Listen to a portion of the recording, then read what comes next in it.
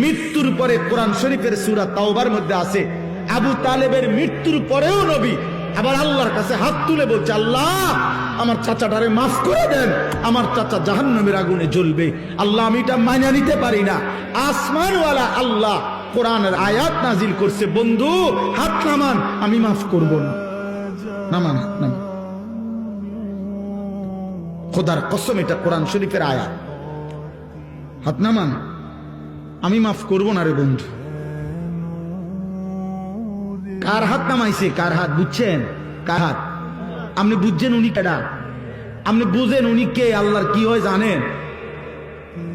কলজাটা, কলজা, ওই মালিকের কলজার টুকরা এটা। তিনি মাহবুব, তিনি হাবিব, এই কায়নাতে এর চাইতে প্রিয় ওনার কে? তো তার হাত নামাই দিছে বেটা,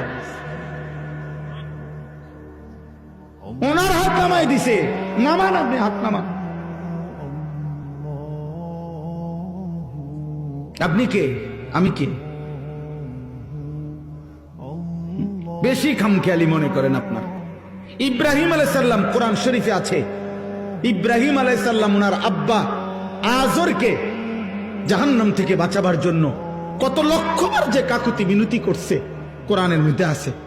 শত শতবার ইয়া আবাতি, ইয়া আবাতি, ইয়া আবাতি, ইয়া আবাতি কোরআন শরীফে আছে। আব্বা, এই আব্বা, এই আব্বা, আব্বা আপনি ইমান আনেন, ওই বাপ ইমান আনেন, বাপ ইমান আনেন, ইমান আনেন, ইমান আনেন।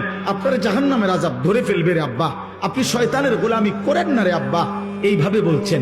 আসমানওয়ালা বলছে, ইব্রাহিম খলিল হইতে পারো তুমি আমার, আমি তোমার বাপের হেদায়েত দেব না।